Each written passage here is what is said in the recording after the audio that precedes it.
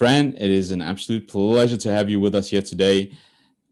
From the first time we spoke, I just couldn't wait to get back online with you and have a chat with you. And I especially allocated more time this time because we got chatting so much last time, and we had so much to say. And I've learned so much from you. You're a wonderful, incredible human being, and saying it's my privilege to have you here is literally an understatement. But all I can do is express my gratitude for you making the time to be with us on our summit. Thank you so much. Well, thank you, Angelo. I'm happy to be here. Uh, and we're happy to have you. And I can't wait for everybody to meet you, to get introduced to you. I really, really can't wait because this lady is awesome. As soon as I heard what she did, I was like, please, please, please come on the summit. People have got to know this. And we're talking about the law of attraction. We're talking about manifestation, manifesting your future, etc.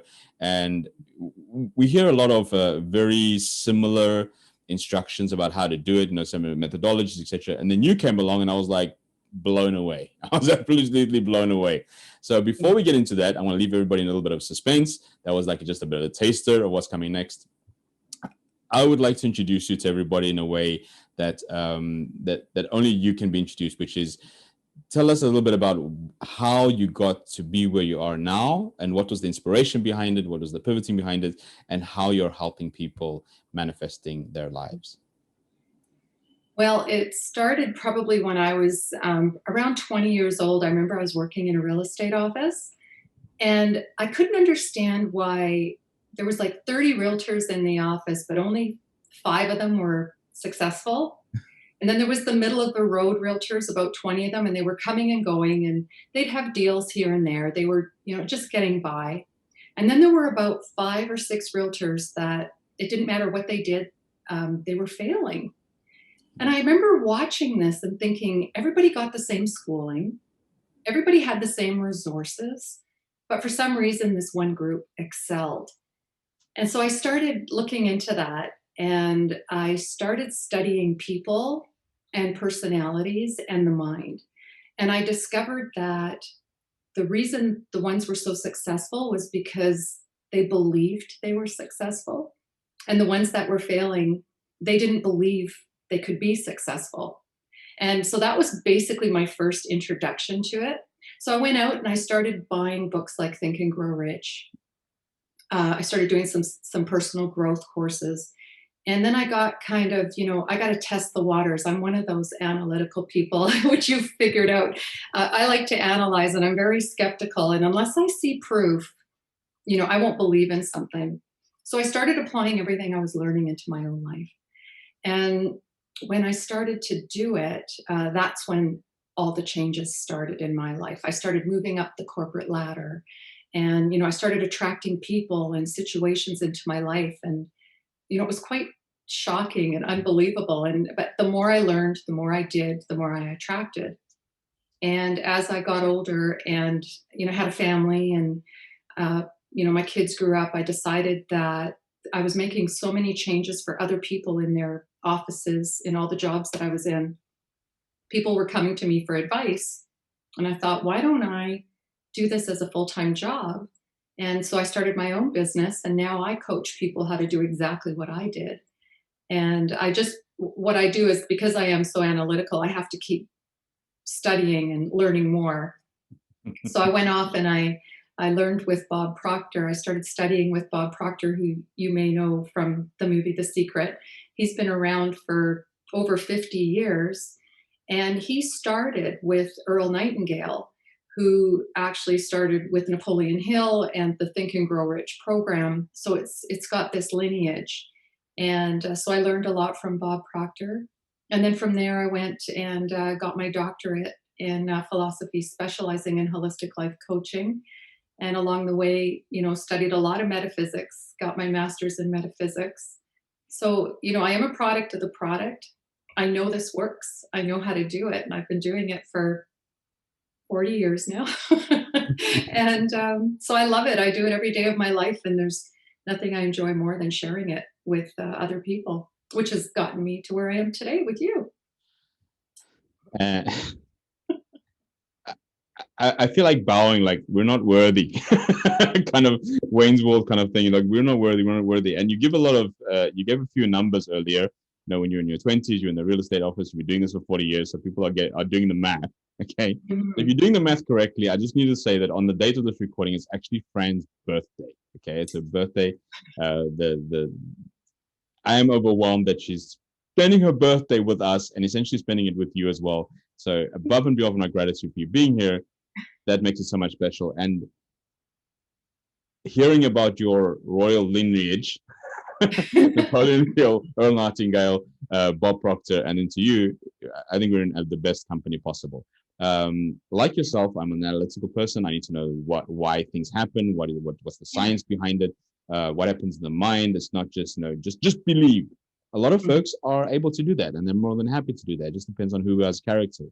So our Right. personalities play a really, really big role in this, if I'm understanding correctly. Well, it's interesting. Before I do anything with any client, I actually explain to them that there's three parts that kind of affect who you are. There's the DNA of who you are and what you're born with. And you can't change that. That's, well, you can have plastic surgery, I guess, but your DNA is who you are, and that's what you're made up of. And then there's your personality, which is that inner self, that person, that how you work and how you process, and that's another part of you that you're born with. And that's fun. We all have these different quirks in our personalities. But then there's a third side to us, and that's the paradigms. And those are the beliefs and the habits that we've developed over our lifetime, that some of them we've created ourselves, but a lot of them have been put there by other people. Mm. And that's the part of the person that I like to work with. Because just because you've been brought up a certain way, believing a certain thing, now you want to achieve a goal or you want to move a certain direction, and you can't because your beliefs are not in alignment with where you want to go. So even though we have these three parts to us, two of them, we should be happy with. That third one, the good news is that we can work on that. And yet we tend to lump them all together. I do this because that's just who I am. And Right. that's not necessarily true, though, is it? No, I can't tell you how many people I talk to and they say, well, I'm not like that because I'm too shy. And I say, well, maybe you're not shy. Maybe the shy is a result of a belief. Yeah. If you were more confident, would you still be shy? And they say, no, I don't think I would be. So, there are parts of our personality that we've taken on and accepted as being part of us when really it isn't. It was created somehow. And we've taken it on and we've added to it as we've gotten older, and we've made it a new belief. And And that's where we should take a look at, which beliefs do I have that really aren't part of my personality or my DNA? and I through my own experience in researching this and my journey so far as well, I came to realize that a lot of this progress or realization or transformation, uh, perception, the paradigms you're talking about, are are molded or stem from the fact that we don't actually ask ourselves questions like that. Like, am I really shy? Okay, I assume I'm shy, but am Mhm. I really? And if I am acting like a shy person, what might be the cause of that? And I'm reminded of the quote by George Bernard Shaw, where he says 2% of people think, 3% of people think they think, and 95% of people rather die than think. Okay. so, so it's just, So no, true. it is kind of true, but it's of no fault of our own because Yeah. I'm trying to think of back into my own life. It's like there's no point in my life, even though I'm from Greece, which is like the cradle of philosophy, Yeah. let's say, we're not taught to actually think constructively and think in a way that is beneficial to us. So No. is this what you experience in your work? Absolutely. We are not taught how to use our minds. We're told we have a brain and that our brain controls our body, but where in school have you been taught, how to use your mind and how to function in a way that you could be successful by using your mind? And that's sad. That's a sad reality. And usually it's when we become adults and we're frustrated, because things haven't been going the way we expected it to go. I can't tell you how many people, everybody has this dream in their minds and they're like looking at other people and they're going, how come they're succeeding? Yes. And I'm stuck, and it's because there's just this little tweaking that needs to go on in the mind and nobody's been taught it. You have to think a certain way. And we've all been told in school, you pass and you get graded based on how good you memorize, basically. If you Yeah. pass this test, you have a good memory. Well, that doesn't mean I'm going to be functioning when I graduate. I'm not going to be using my mind correctly. And a lot of us went through that system and we're frustrated. And that's when we usually start searching for answers and start taking courses or start reading the books. Yeah. Yeah. Hmm. And to be honest with you, I want to tie it back to something you said a bit earlier Hmm. when you're working in the realtor's office. So there was only a Hmm. small percentage of people that were actually achieving huge goals. The kind of the middle of folks who were like coming and going, and then the smaller Yeah. percentage were came and they just left and didn't come back again. So what in your experience and your knowledge, and you did a PhD in this, and Hmm. what did you find to be that triggering factor, or that difference that separated that middle group from the top tier group?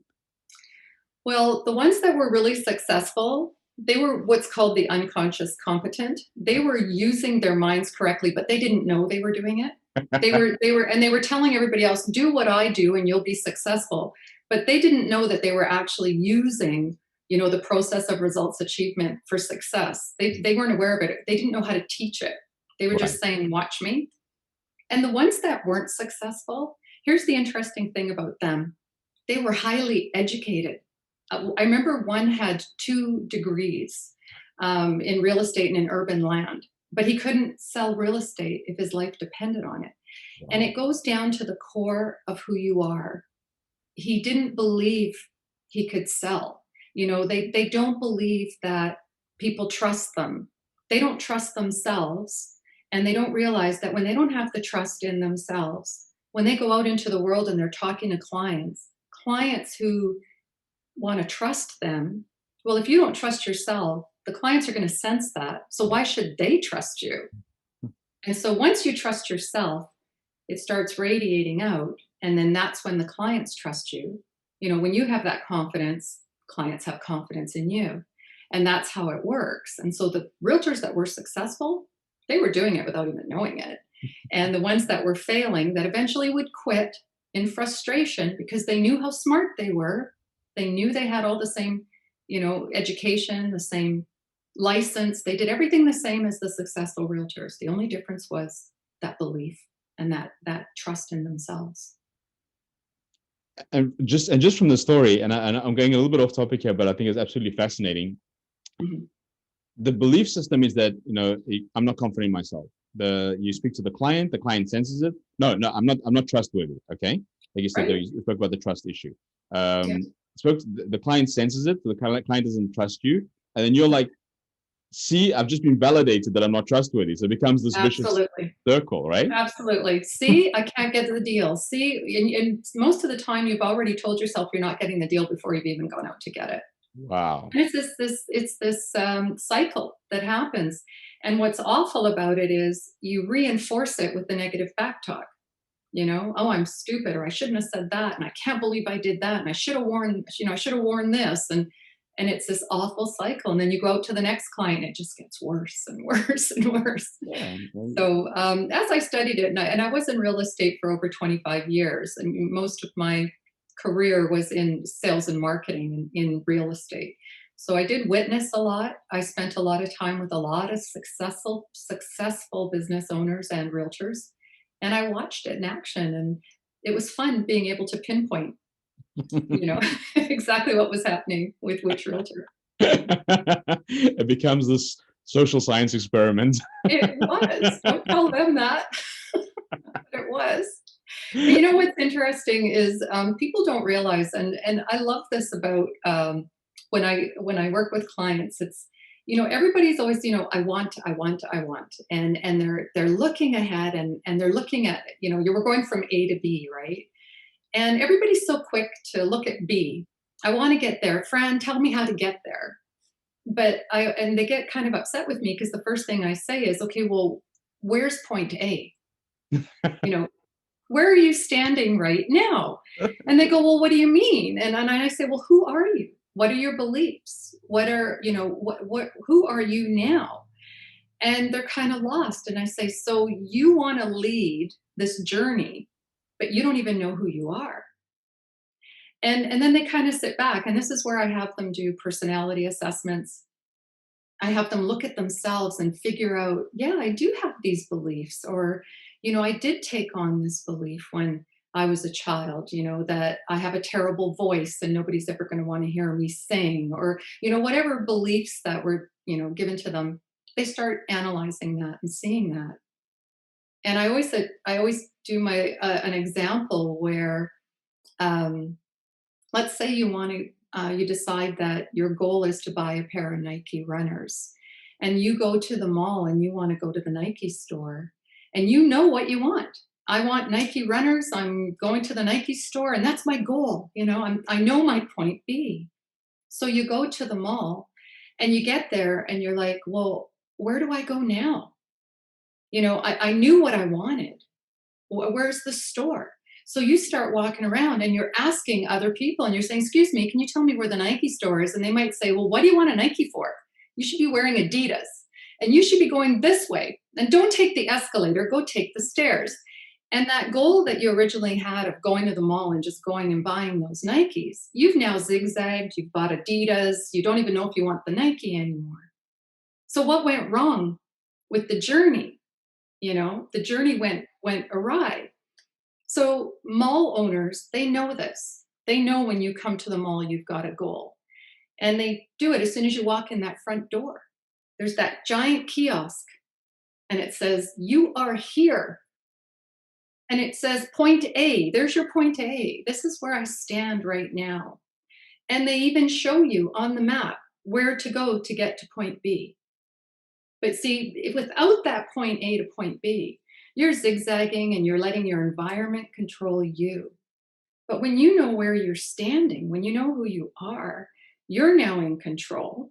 People are going to come at you. Nobody's even going to ask you anything. You're going straight to the Nike store. You're on this journey, A to B, and you get there like that. Buy your runners and you go home. That's the way you lead yourself from point A to point B. But you got to know where you stand.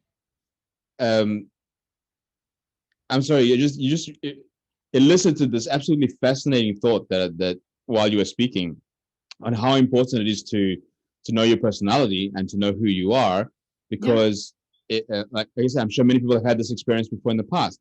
Depending on which environment you're in, especially in the workplace, which is so dominant in your life, when you spend 8 hours a day at least in that space, whatever the dominant goals are in that space, by default become your goals.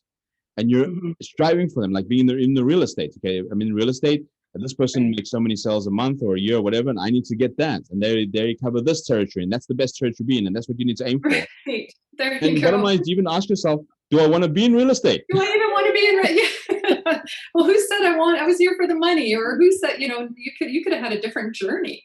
Yes. But because everybody's leading you on the journey. So when you want to go on a destination and you know where you want to go, it's way more important to know where you stand. Do you ever have it where, you want to buy a map and you're going to drive from here to Edmonton? Edmonton's in another province, or I'm in Canada. So let's say I'm going to drive across Canada. What map am I going to buy? I have to know what address I'm at right now. I have to know where I'm standing now before I can plan my trip to go to point B. And everybody seems to forget that. They're forgetting that they're the ones steering this journey. And when you know what your beliefs are, when you're aware of the obstacles that are going to come up, you can better plan for them. You can change them. You can get rid of them altogether, or you could bring in new beliefs that they're going to come in handy on the journey. And that's why it's so important. Wonderful. Now, I know. I say I know, but I'm assuming. So much confidence. I know. I'm assuming, just because I'm very familiar with the work of Bob Proctor, and predominantly, I don't know if it's, for how long it's been like that, but at least lately, his focus predominantly is about the paradigm. The paradigm. Okay, the paradigm's on your mind. So I'm assuming, since you've worked very closely with him, that's a large part of what you teach. And I know is determining what is that paradigm, or changing the paradigm that we have. And we're going to speak about that in a short while, because I really want to dive into it, because you have this beautiful, absolutely unique way of helping people to create their paradigm. creating Too paradigm, creepy. creating the map, as you put Mhm. it earlier, as such. Because, excuse me, the general consensus with manifestation and even goal setting, okay, Mhm. and how to do it. But I'm pulling back a little bit because this is the first time actually I'm exploring this as well. So I'm really excited. To be honest, I'm really excited about it. Is the point A? Is the point A when you start Right. creating these goals, when you start creating these dreams or these Mhm. aspirations or this vision? I'm trying to think of the right word. It's yeah, because vision. Your vision, your dreams, Yeah, where you yeah, wanna go. where Mhm. or where you want to go, Yeah, you very rarely question, is it really where I want to go? Or is it where my parents wanted me to go? Or is it where this situation wanted me to go? Or my culture is conditioned to believe that this is the right. ultimate outcome of something. So That's right. I find that so valuable, but we can't speak about that much longer. What I'm going to suggest, however, is that folks that do want to explore that, you're the perfect person to speak to, okay? To explore Okay. that and find exactly what are really your dreams. Because people say to you things like, okay, well, what makes you happy? Or what will make you happy? Or you think in yourself, if I achieve this, then I'll be happy. Mm, But is that the programming or is it really who you are? So it's definitely right. worth exploring. I think it's not something that happens overnight. it, No, takes, it isn't. No. it takes a lot of thinking. It takes a lot of work and intentional work Yeah, to do that. yeah. But I really want to go into your methodology, which I found to be extraordinary on Mhm. how we create that map. So I'm not going to say anymore. I'm going to leave it to you. Please tell us, how do you help people create that map after step one, after you know where you are? Well, I always do. I love movies, and all of my analogies are based on the film industry. And I actually took film and editing. So when I started teaching this, I found that people often related to characters in movies. And, Luke Skywalker would come up a lot, and the hero's journey, and all of this. So I loved to relate things to movies. And so you'll notice that my programs and my book, they're all movie themes. And so I always do things in three parts. And I start off with lights, which is really illuminating your mind. Hmm. And it's like turning the light switch on and having you understand, that you do have a mind, how your mind works. What does your mind look like? Because when I say mind to people, they bring up an image of the brain, which is confusing in itself because that's not the mind. And so we illuminate and we discover how the mind works and how your mind is connected to your body through every cell in your body. And so once you understand the connection between your mind and body, you can start taking control of your mind so that it directs your body what to do. And Interesting. so that's the first part that I usually do. I usually do lights. And then we go into camera, and camera is where I lead you to looking for your dream. And just like you said, a lot of people are saying what they think they should be going after, or they've been taught to believe that if you do not achieve this, that you're not successful, Yeah. which is really sad because you see a lot of people giving up on some brilliant, brilliant dreams, artists and talented people Mhm. pursuing goals that really, are making them miserable. And once they start seeing things, and I say it's sort of like looking through the viewfinder with a new perception, and you're going to be looking to where you want to go. And getting back to the realtors, I remember going into a lot of goal setting sessions. They'd all be up there on the board and they're like, oh, how many deals did you do last month? Okay, we're going to increase that by 10 deals. And they'd walk out and everybody was deflated because basically all they did was you have to go work harder to do more deals. Yeah. And with the way the attraction works, the way to achieve your goals is to, like, those, how some people say they want to earn $1 million. Yeah. Well, $1 million isn't very exciting, is it? It's pieces of paper with numbers on it. You can see $1 million and it's like, okay, well, now what? There's a lot of millionaires that have millions of dollars and they're not happy. Hmm. It's not the $1 million that you want. It's what's the $1 million going to give you? Yeah. Or what are you going to have because of the $1 million? And that is the goal. It's not the $1 million. The goal is what is that money going to buy you? What is that going to solve? Where's it going to take you? That's the goal people should be thinking about, because it's the image of that goal that's going to awaken you. It's going to motivate you, and it's going to move you past the obstacles when you hit them, because you're so excited to reach that. But when I say, I want $1 million, well, that's actually kind of stressful, because I don't know how to get it. I don't know what's going to motivate me to get it. And so, in the camera portion of my coaching, that's where we really nail down what it is you want. And it's that passion, what wakes you up inside and it moves you. And when you do that, you start connecting, the mind with the body, and you can feel your body awakening. And then in action, we start putting everything together. And it's when the two parts are connected, the mind and body have connected, and your body starts moving towards the goal. And that's usually the shifting of a paradigm, one that wasn't working for you and that was in your way. We've now, moved it to the side. Or it's bringing in a new belief. It could be confidence, it could be trust, it could be, whatever that person needs to get to complete their journey. And so I do the 3 parts, like lights, camera, action. And I did that in my book, because I found that a lot of people had a really hard time putting everything together. So when I wrote my book, Your Life is a Movie, we actually create a movie from start to finish, so that you have this movie trailer in your mind that you can play over and over again, and you can think about it every day. And it's what you want to achieve, and it wakes you up, and you play the trailer. You're watching your favorite movie every day. And that's how I created the book, was to create a trailer. So I do a lot of movie themes, and I think it's fun. I understand that a lot of my clients relate to it, because who doesn't love movies?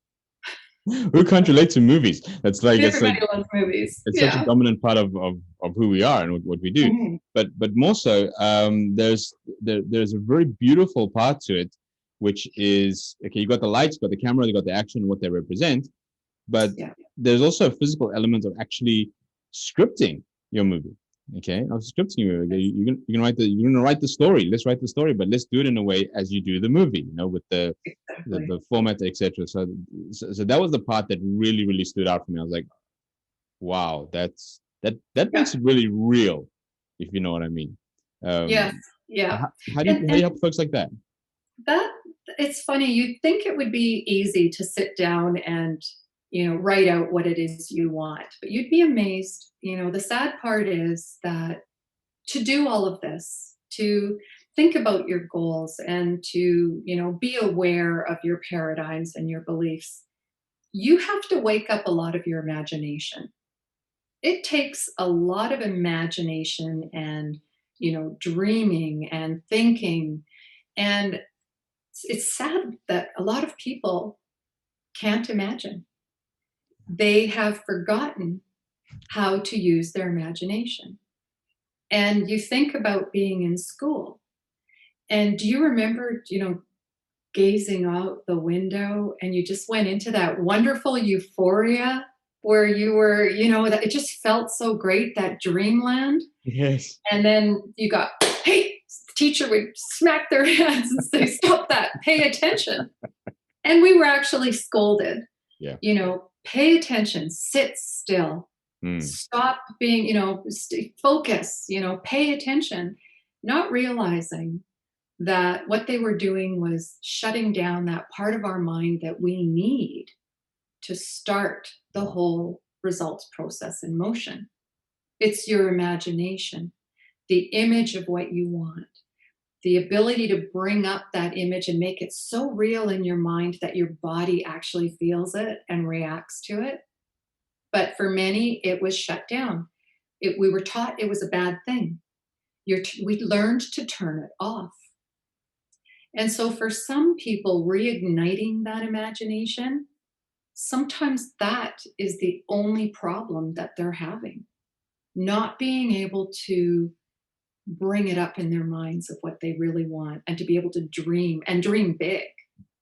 And it's sad, but sometimes that's all that needs to happen. And once that ignites, anything's possible.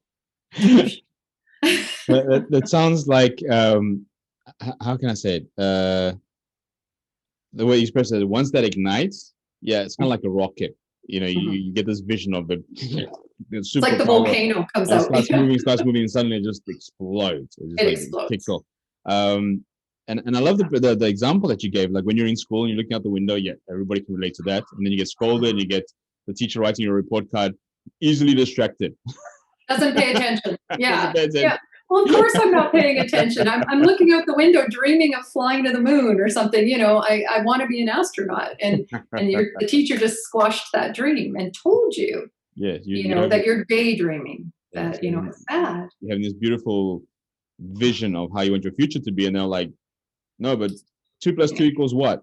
Like, yes. That takes you to a totally different place that doesn't inspire at all. But more so, what that story meant for me, it reminded me of a teaching by Socrates, okay, where he says, I'm Greek, sorry. Yes, I was gonna. I've got to give a shout out to here, yeah. a shout out to the patriot. Socrates, where he said, learning is remembering.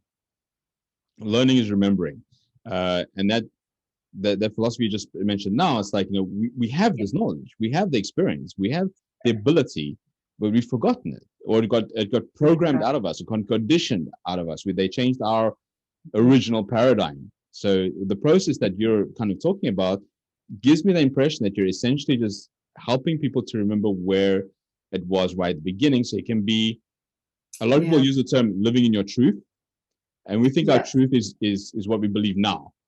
Whereas the truth might be something we believed when we were 2, 3, 4, 5 years old, 6 years old, early childhood, where we had those dreams and passions. So it's very exciting, to be honest. Yeah, and a lot of the things, you know, when you think about children and you go back and ask them, you know, what they wanted to be, a lot of people go back and they're actually doing the career now that they wanted to do when they were a child. Wow. But they ended up doing it in a roundabout way. It wasn't a straight line. Nice. Sometimes they ended up doing another career, and then they ended up doing what it was they really wanted to do. And it's too bad that they had to fight their way to get there and to have this detour. But we usually know what we want when we're children.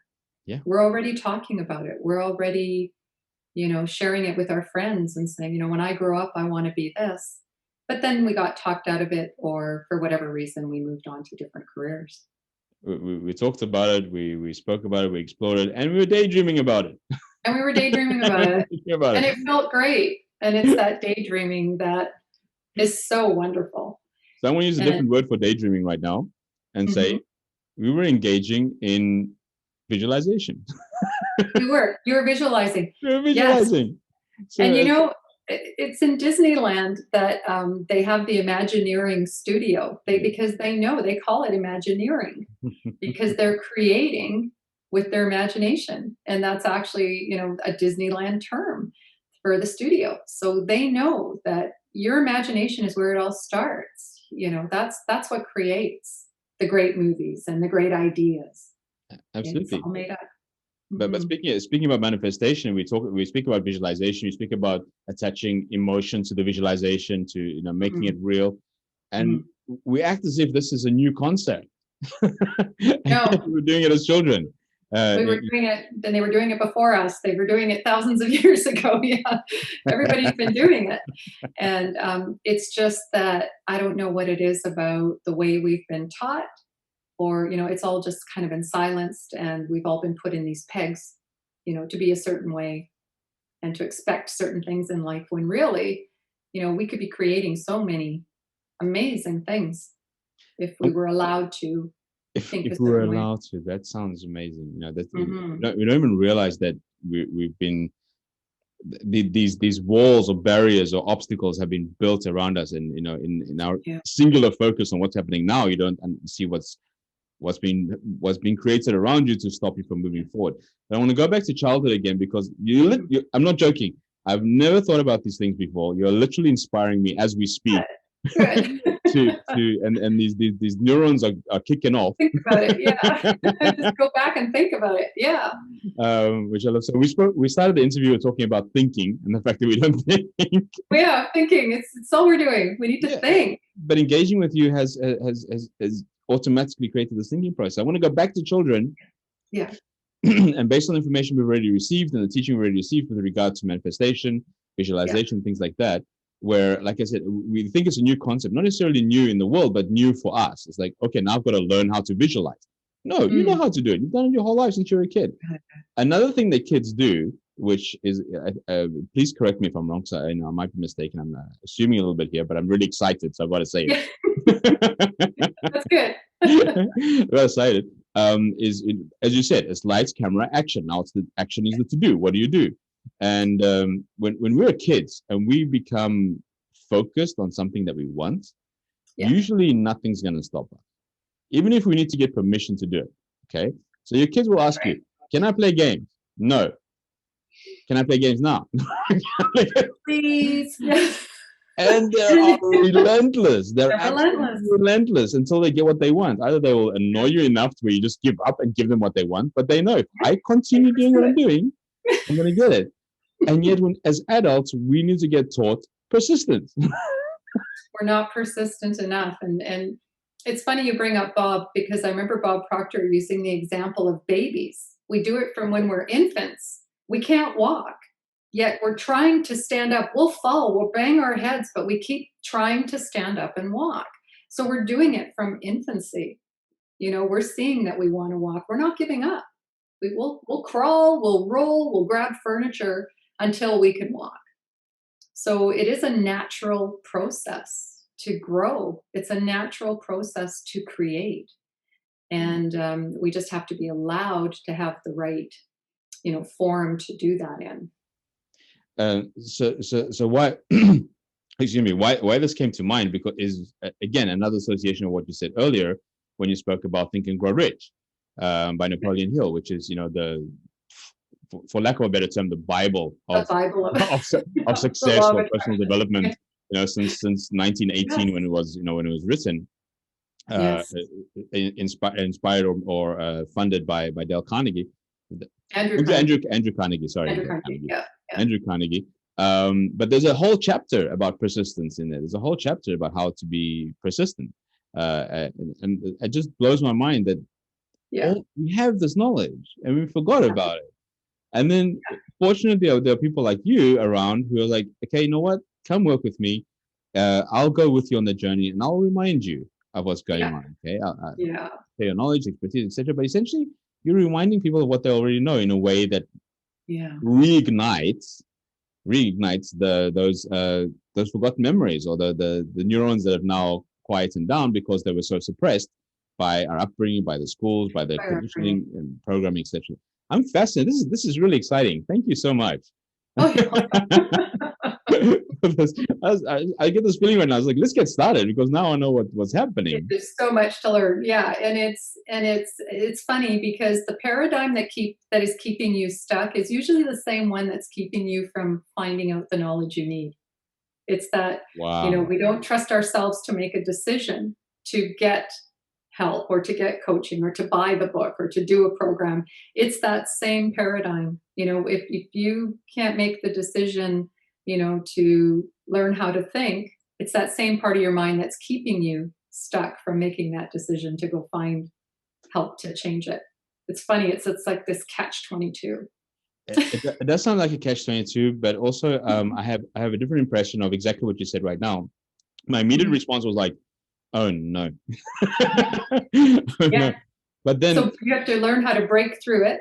We break through those paradigms and just know that there is hope. Like there is a way out. Yeah. And that's why people need to have you have to be walked through it, because your back talk is going to keep you stuck.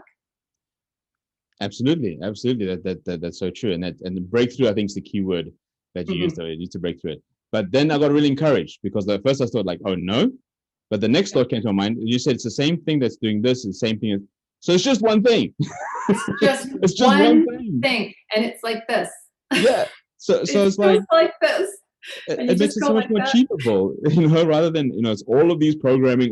No, if the Yeah, one thing that's stopping you from doing that, it's the same thing that's stopping you doing this. Solve that right. one thing.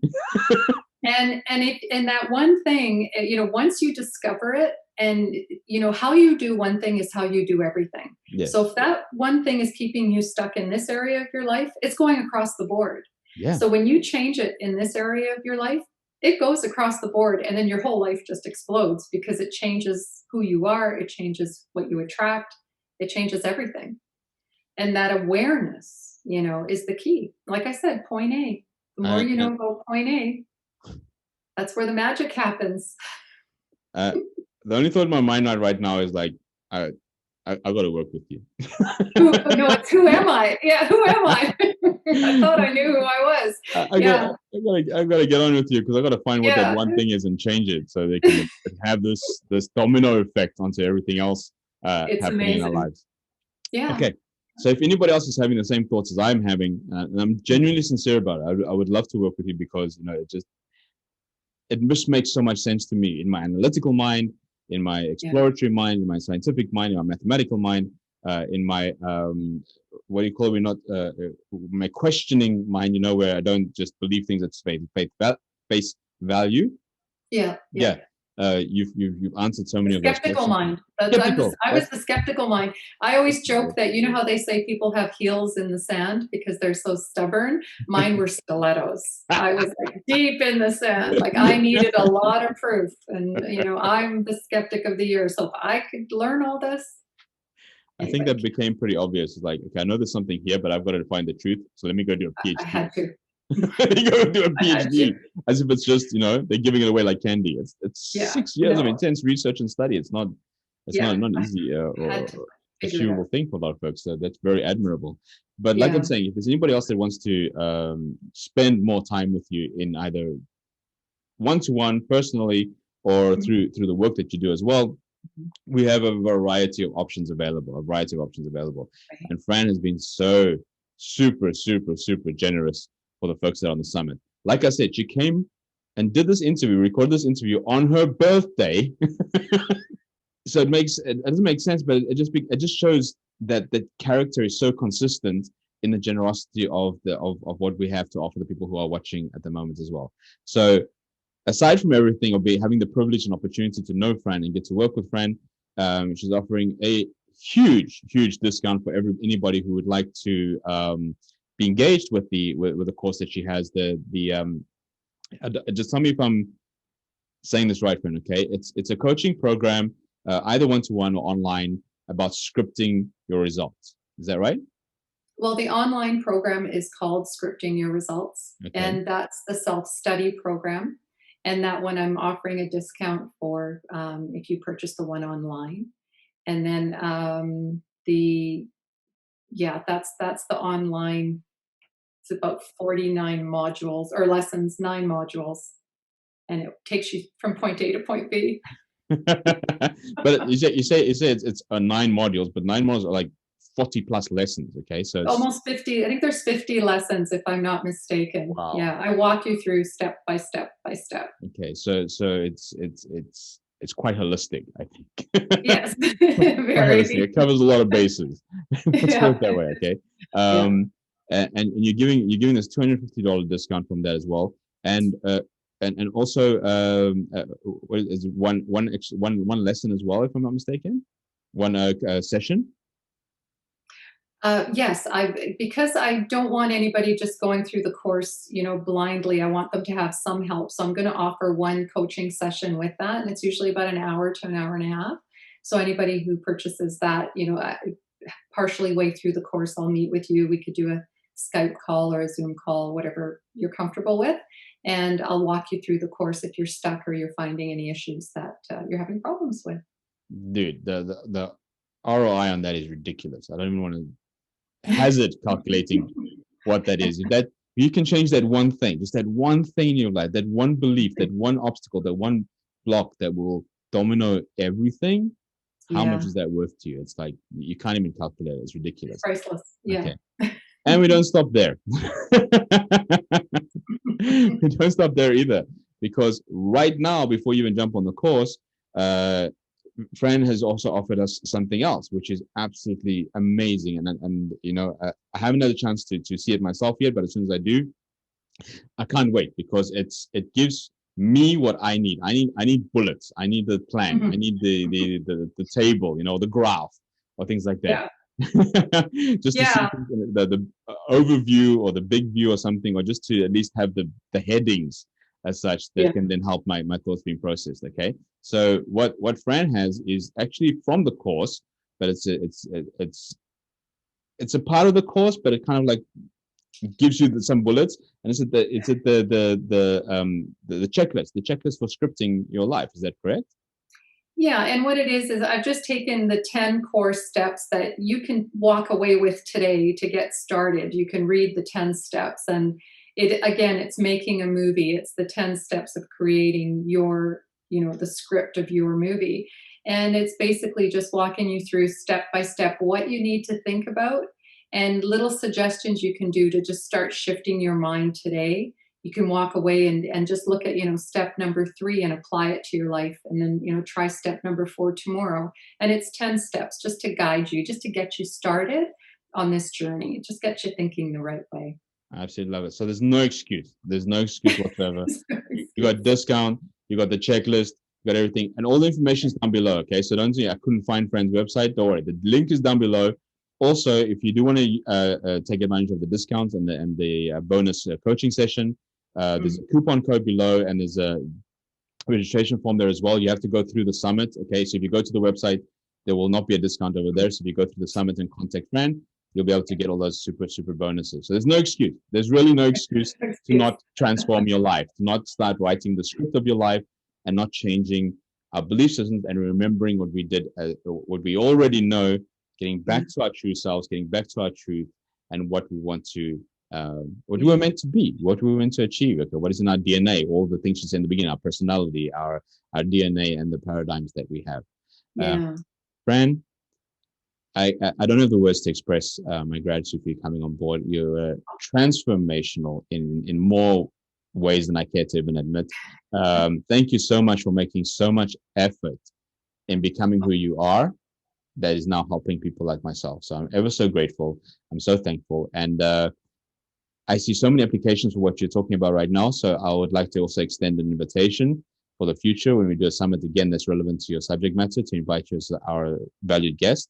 So I'm not going to say goodbye. I'm going to say until next Okay. time. Till Until next next time, time. Fran. Absolutely. Thank you so much, Angela. I enjoyed it.